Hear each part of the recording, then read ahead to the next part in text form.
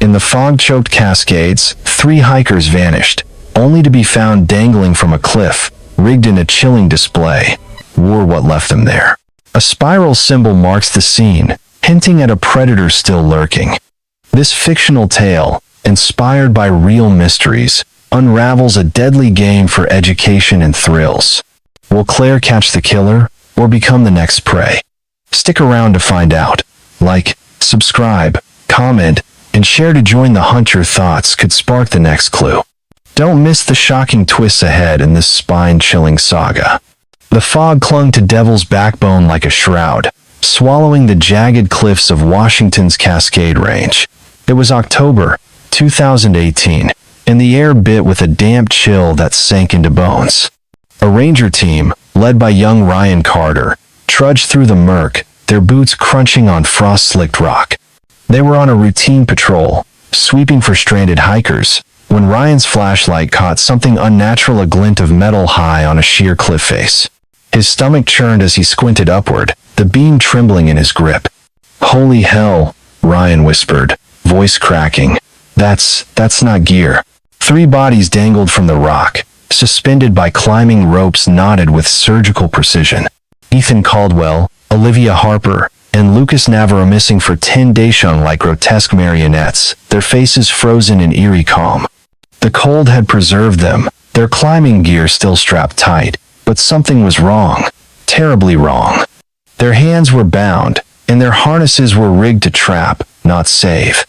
Olivia's camera hung from her neck, lens glinting like an unblinking eye.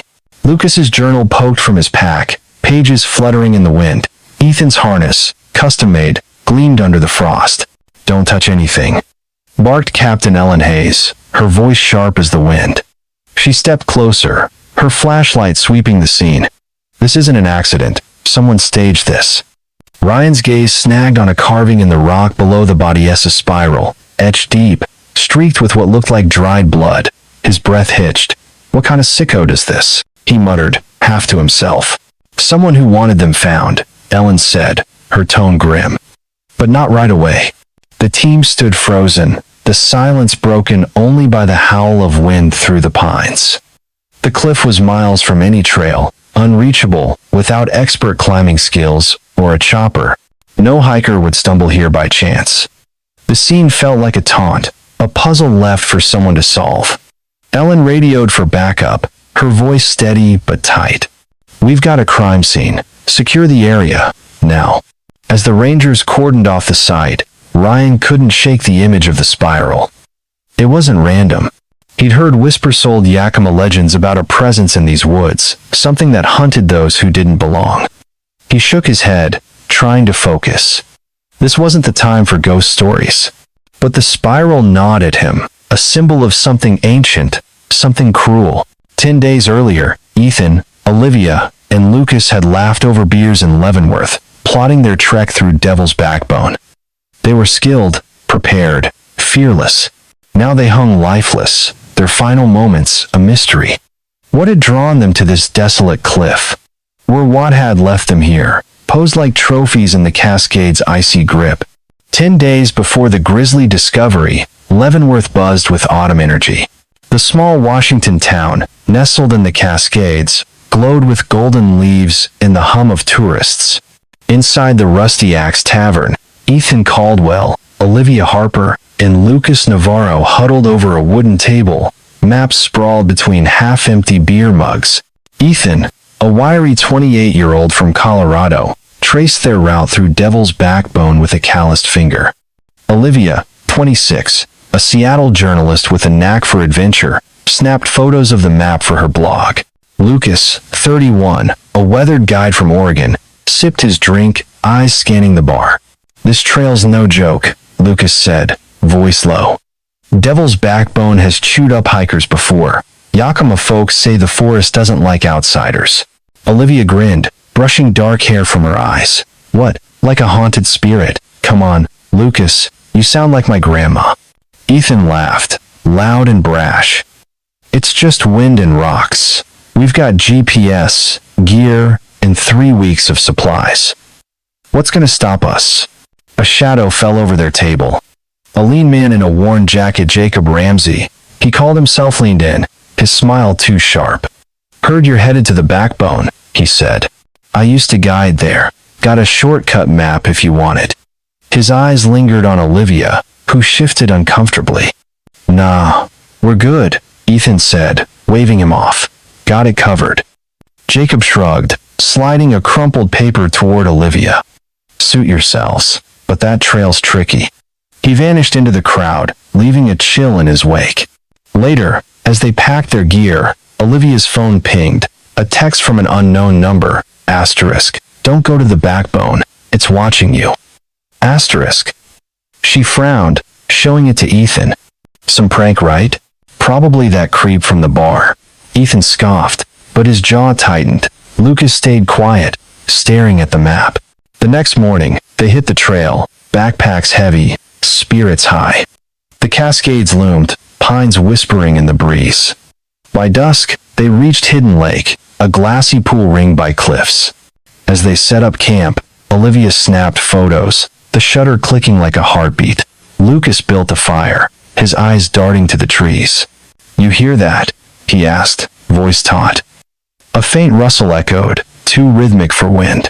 Ethan shrugged, but Olivia froze, her camera catching a blur in the foga shape, humanoid, gone in a blink. Probably a deer, Ethan said, but his voice wavered. That night, Lucas scribbled in his journal, heard footsteps.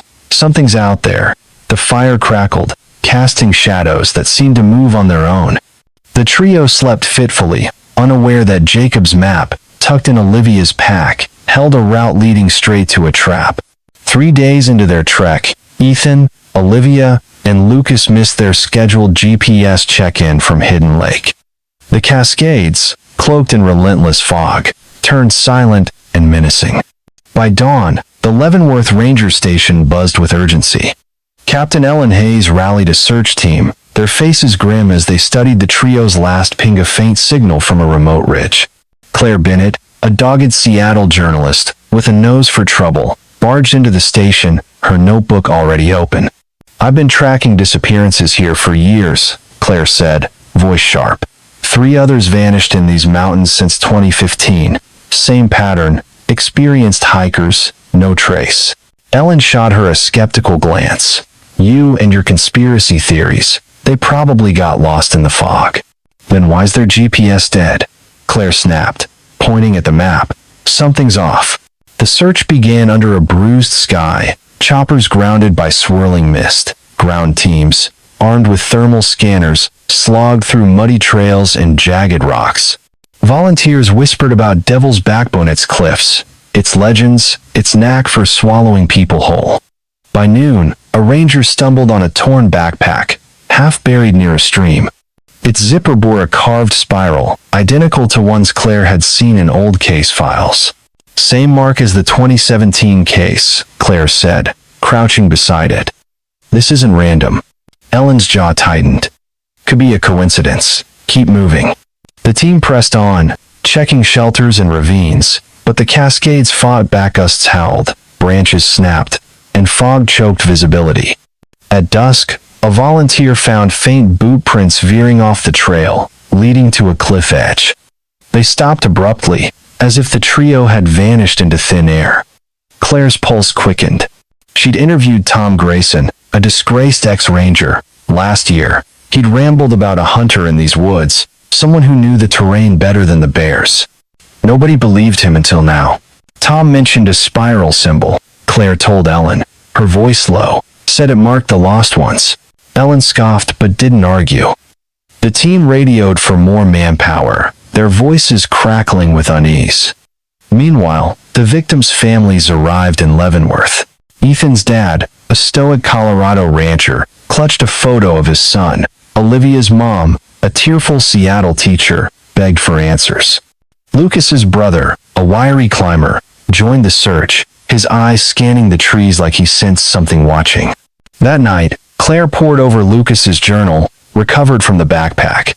His last entry, scrawled in shaky ink, read, "Footsteps again, whispering in the fog. It's not an animal." The words sent a chill down her spine. As the fire in the ranger station flickered, A shadow moved outside a fleeting shape, gone before Claire could blink. The forest was hiding something, and it wasn't done playing its game. 7 years later, in October of 2025, a military chopper buzzed over Devil's Backbone, its blades slicing through the Cascades' crisp air. Pilot Mark Jensen, on a routine patrol, spotted a glint on a sheer cliff face, far from any trail. He leaned forward, squinting through binoculars, and froze. 3 bodies, Ethan Caldwell, Olivia Harper, and Lucas Navarro, hung suspended, their ropes knotted with chilling precision. The cold had preserved them, their faces ghostly pale, climbing gear still clipped tight. Olivia's camera dangled from her neck, lens catching the sun. Lucas's journal peeked from his pack, pages brittle with frost. "Holy hell," Mark radioed, voice tight. "We've got bodies. Call in the feds." A specialized rescue team rappelled to the site, battling gusts that threatened to fling them into the abyss. Claire Bennett, now a seasoned investigator, joined them, her gut twisting as she saw the scene up close. The ropes weren't just tied, they were rigged to trap, anchors drilled with surgical skill into the rock.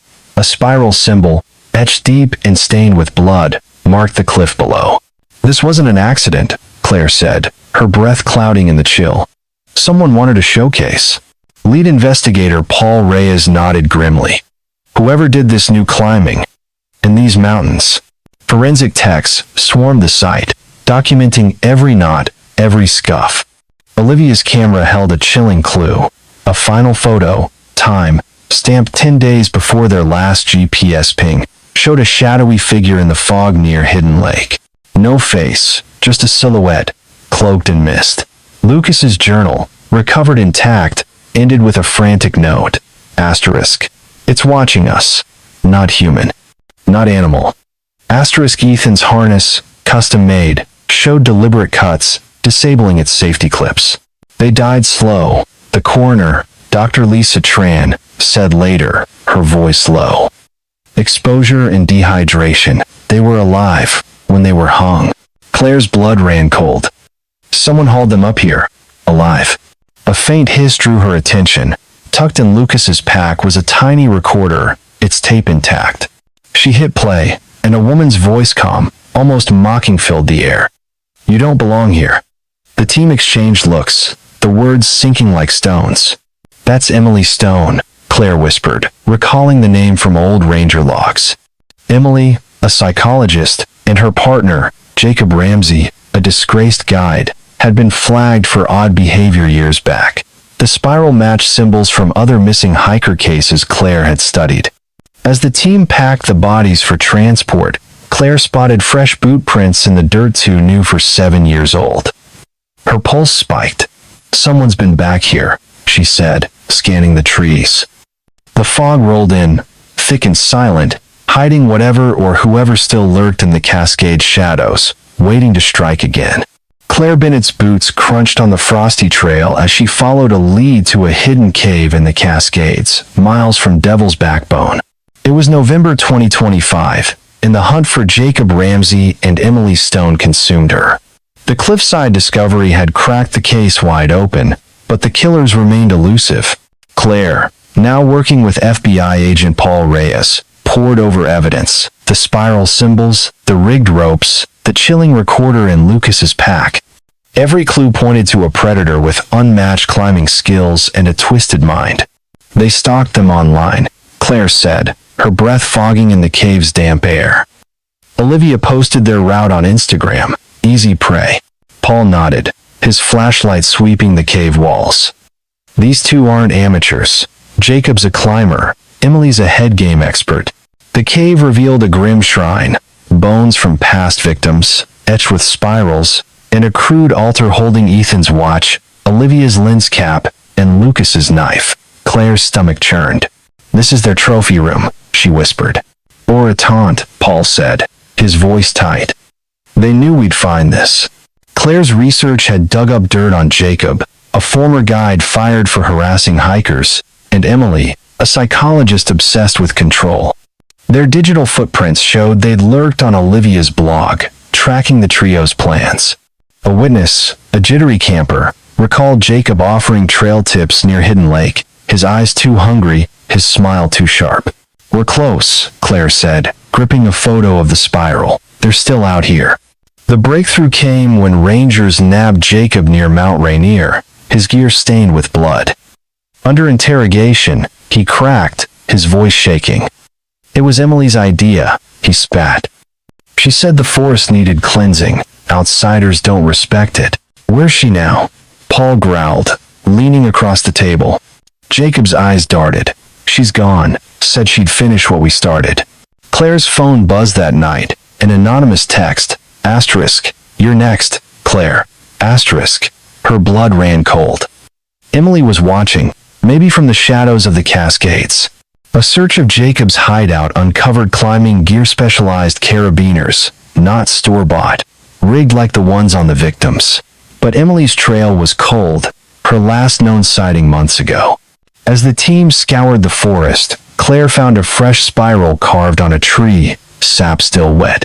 "She's here," she told Paul, her voice steady despite her racing pulse. "Playing with us." The radio crackled with news. Another hiker reported a woman matching Emily's description, lurking near Olympic National Park. Claire's jaw tightened. The hunt was far from over. As fog swallowed the trail, a faint whisper echoed through the pines, taunting, teasing, daring them to find her before she struck again. Winter gripped the Cascades in December 2025, the air sharp with ice. Jacob Ramsey sat behind bars, convicted for the murders of Ethan Caldwell, Olivia Harper, and Lucas Navarro. But Emily Stone remained a ghost. Claire Bennett, now haunted by the case, stood at the edge of Devil's Backbone, staring into the fog. The spiral symbol, carved into trees and gear, had become a taunt, a mark of Emily's lingering presence. A new report chilled Claire's blood. A hiker in Olympic National Park found a backpack with the same eerie spiral, hinting Emily was still hunting. "We'll find her," Paul Reyes said, his voice firm but weary. They'd chased leads across Washington, from hidden caves to remote trails, but Emily slipped through every net. Her psychology background made her a shadow, always one step ahead. Ethan's dad, Tom Caldwell, spoke at a press conference, his voice breaking. "My boy just wanted adventure. Now we're fighting so no one else loses their kid." He'd founded the Cascade Safety Network, pushing for mandatory GPS trackers and stricter guide background checks. Olivia's mom, sobbing, clutched her daughter's camera, now evidence. Lucas's brother, Mateo, scoured trails himself, nearly vanishing when he found a fresh spiral near Mount Rainier. "She's out there," Claire told Paul, her eyes scanning the pines, laughing at us. The case had changed wilderness travel. Parks now required real-time GPS and banned public route sharing online. Claire's articles sparked a movement, with climbers sharing warnings about suspicious guides. Yet Emily's shadow loomed. A grainy video, sent anonymously to the FBI, showed the trio's final moments, tropes tightening, Emily's voice whispering, "You defiled my forest." No fingerprints, no trace, just her mocking calm. Criminal psychologist Dr. Sarah Lynn weighed in. "Emily's driven by control, not just chaos," she said. "She targets skilled hikers to prove her dominance over them, in the wild." Her words were a warning. Emily wouldn't stop. Hikers were urged to travel in groups, carry beacons, and hide their plans. Social media, once a brag, was now a trap. Claire's phone buzzed as she stood on the cliff. Another text. "Keep looking, Claire. I'm closer than you think." Her heart pounded. She spun, scanning the fog, but saw only shadows. A new spiral, carved on a nearby rock, glistened with fresh sap. Emily was here, or had been, playing her deadly game. As Claire drove back to Leavenworth, a radio report crackled. Another hiker missing, a spiral found near their camp. The forest held its secrets tight, and Emily, still free, was its deadliest keeper. Claire gripped the wheel, vowing to hunt her down, knowing the Cascade shadows hid a killer who thrived on fear and silence.